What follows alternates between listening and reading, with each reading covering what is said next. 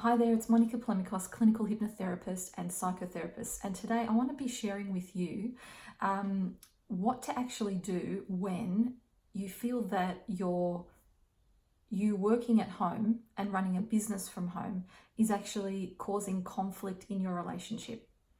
So what is it that you do? How does that come about? And how do you actually go about resolving that?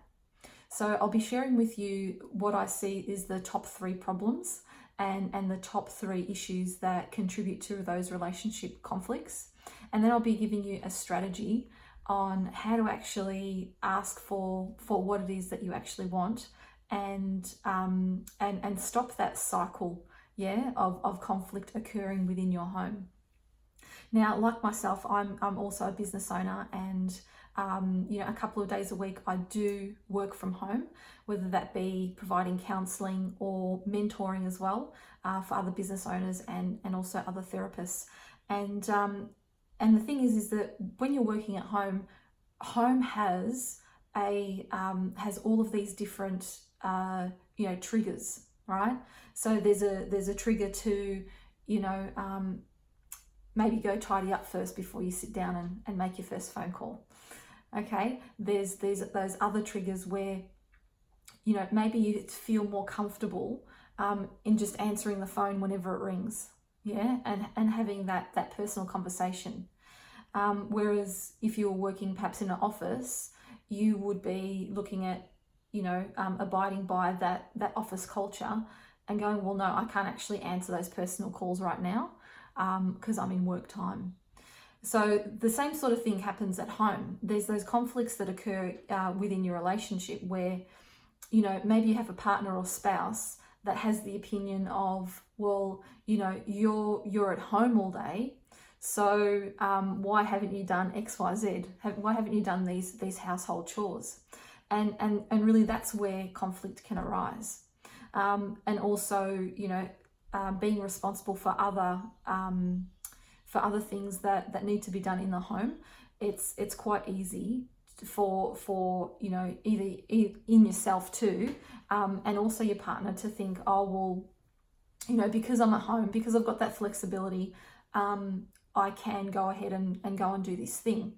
And sure, you can. You can absolutely put on a load of washing. You can go ahead and wash the dishes. You can do whatever it is that you like when you're at home. However, when it is that you're running a business, when what you do depends on you generating income, for your household, there needs to be some parameters and some boundaries around the way that you work, and boundaries in terms of letting other people also, I guess, interfere or dictate to you when that work time is. And so the 3 common issues that I see occurring too frequently for people who do work at home is things like chores, other responsibilities, like perhaps taking kids, picking up kids to and from school, creche, and also looking after the kids at home as well. So for some of you, you may have a home-based business that you only work part-time in, around some of those other obligations. And so you might have really young children that you're taking care of, or even perhaps elderly parents or other responsibilities. And so the number one thing that I see most common is that there aren't any kind of defined boundaries or set times of the day that you've decided to work, right? So it's super important to have, like I'm going to work from 10 till 2 today. That's going to be my office hours. That's going to be my hours for doing my work.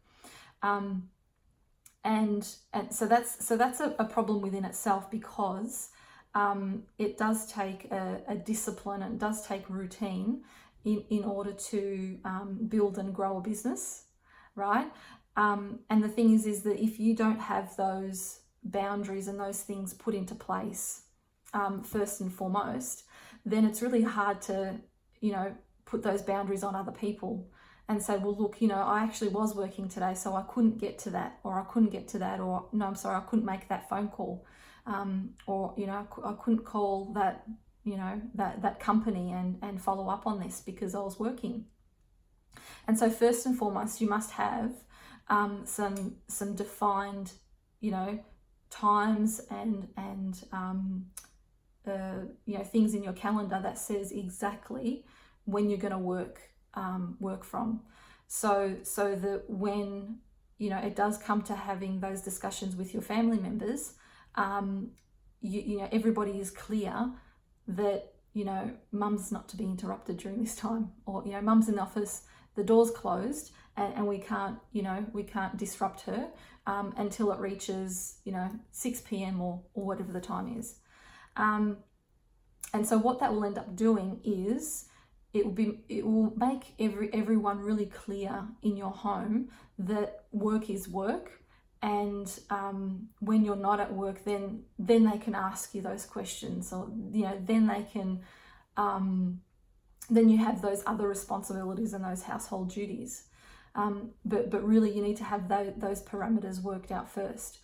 And the benefit and the bonus of having those, having that set schedule of when you do choose to work, and it doesn't have to be 9 to 5, it doesn't have to be Monday to Friday, it could be any time that you really schedule, is that you're going to be using your time much more effectively during that time, and you're going to be focused on work. You're going to be focused on doing those tasks that actually create an income for you, because and when you are focused, what ends up happening is that you act in a way to ensure completion of that task that you're actually doing. When you don't have boundaries, when you don't have any kind of set time frame for when you're going to finish something, you're much easily distracted, checking Facebook, putting a load of washing on, making a phone call, and then the task that you have set out for yourself doesn't get done. And then leads to other frustration and procrastination later on down the track. So definitely having those boundaries put in place first is going to help you immensely, and is going to help your family and the people that you live with know, when you've got time off and when you're at work. And so the second thing is that what I see, really taking a toll on relationships is this lack of communication, right? Is this lack of communication, and so that lack of communication is not clearly articulating what your needs are. It's not communicating and expressing what are the needs of your family members as well. And so what happens there is, when there's a lack of communication, there is also then this assumption that that you will go and do something.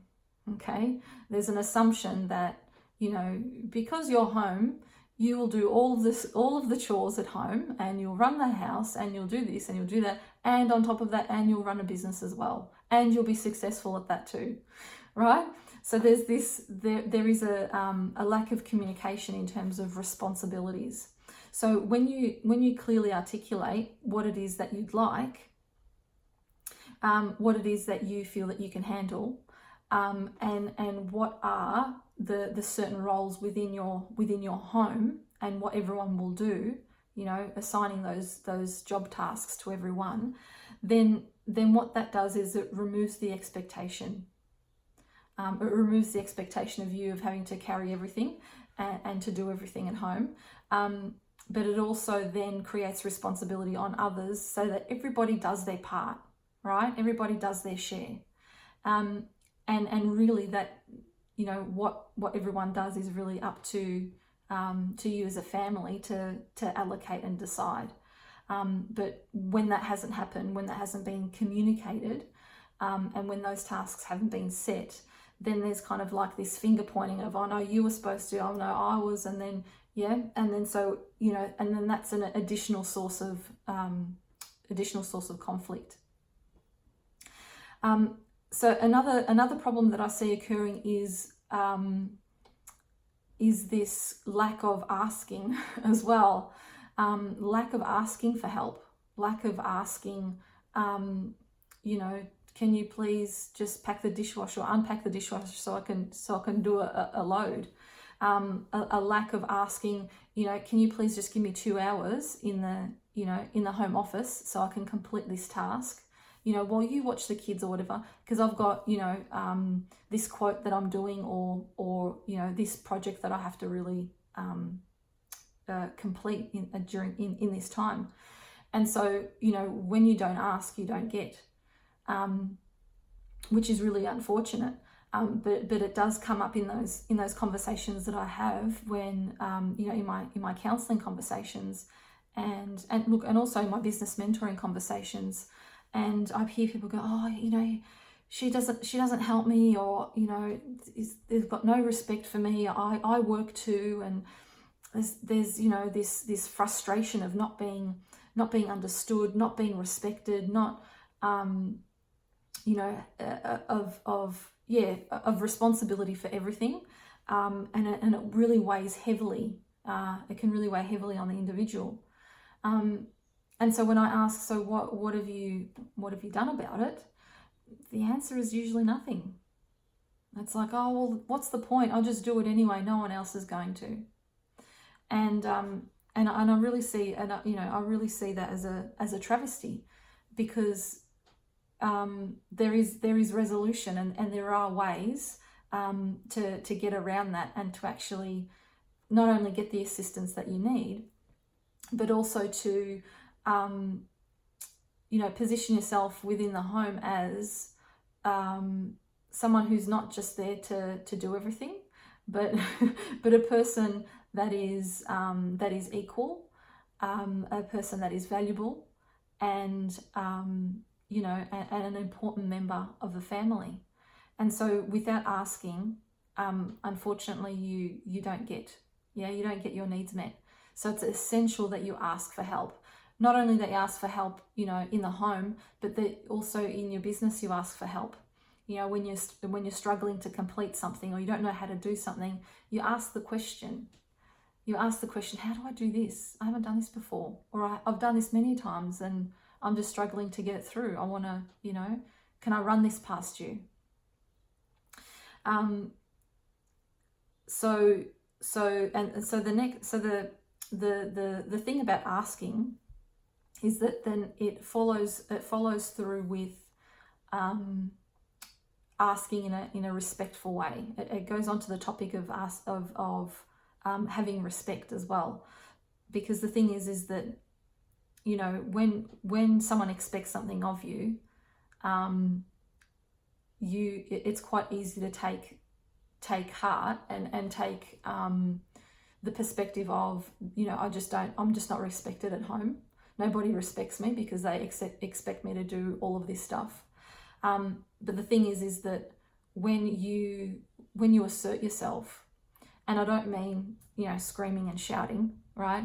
But when you assert yourself in a way where you clearly articulate and communicate to others about what it is that you're prepared to do and what you're not prepared to do, and then you ask the question in terms of, well, what is everybody else prepared to do as well? Then what ends up happening is that there's a clear and open discussion about roles and responsibilities, and that it doesn't all just fall on you, right? And I find that process is really, really respectful, because it can be a discussion. It doesn't have to be a shouting match, and it does respect everybody's roles and responsibilities in the home, but also their time commitments too, right? So say you have a partner that works a 9-to-5 job away from your home, and so they naturally may spend the majority of the time away from home and unable to do say household chores or repairs or, you know, all of that home maintenance, everything that needs to be done at home. However, there are some things that don't actually need or don't require you to be at home. You know, so for instance, you know, chasing up a telephone bill, or talking to, telecommunications, or negotiating a better deal on your insurance, right? All of those things, they don't require you to be at home. However, it is a requirement, and it is necessary for household members to have those, you know, to get those tasks completed. So it may be that you know, negotiate about, you know, who does what, and what's required of you, and in terms of what's required of you at home, and what needs to be done at home, and what can be done outside the home, right? And so I guess the next part is about, so I want to give you a strategy that you can use, and a way of communicating really how it is that you feel, and actually opening up these kinds of discussions about you know, household chores, about you know, respecting your time at home, and working on the business and generating an income for your family, and hopefully, you know, when you incorporate this, it will just make it a little bit easier to start having that discussion, and having that discussion without, you know, any arguments, without that conflict, without you know, often what can happen is, you know, you start asking for something and it's like, well, I do this and I do that, or whatever. So hopefully, you know, the process that I'll give you will help you to express what it is that you need, and open those discussions, so that everyone can be on the same page, and, you know, and be happy with what has been arranged. And so really that first step is about acknowledging, you know, other people's behavior too. So when someone asks you, why haven't you done this? Because, you know, you've been at home all day. Then really it is about you feeding that back to them, and how that actually makes you feel. So the first step is really to articulate and to feed back what the other person has said. So for instance, when you say that I've been home all day, okay, and that I should have done X, Y, Z, it makes me feel disrespected, you know, or not understood, or you know, under pressure, right? So articulate how you feel when you say, or when you do, or when you whatever. It makes me feel, yeah, and you list how it actually makes you feel. And then the third part of that is, you know, I would prefer. So you're actually telling the other party that you don't like the way that they've behaved or what they've said to you, and you're actually giving them an alternative strategy, okay? Because it's not enough for you just to say stop. You need to provide people with an alternative strategy. And so when you do X, it makes me feel Y, and I'd prefer that you do Z, okay? So you're giving them an option. So, you know, and the thing is that when you say that I would prefer you to do X, Y, Z, it doesn't mean that they're actually going to do it, okay? You can suggest it, but it doesn't mean they're actually going to do it. So there needs to be kind of like there needs to be some sort of repercussion or consequence when in future that person does not respect what you've just said, you know, does not respect what you prefer them to do. So for instance, you know, if there is a dispute about, you know, say household chores, because that always comes up, you know, you can say to them, look, you know, I haven't got it done, but what I'd prefer is that perhaps you put a load on in the morning, right? And during my lunch break, I'll take it out and I'll hang it out. All right. So that there's actually some compromise. And then both of you are actually responsible for that task, because the thing is that if a load doesn't get put on in the morning, well, then it doesn't get taken out at lunchtime, and the clothes get left in the laundry basket. So there needs to be some sort of consequences. There needs to be an outcome that both of you agree on. And so what you'll find is that when you implement this, there's a lot more clarity, okay, about job roles, about task, you know, who's going to complete what task.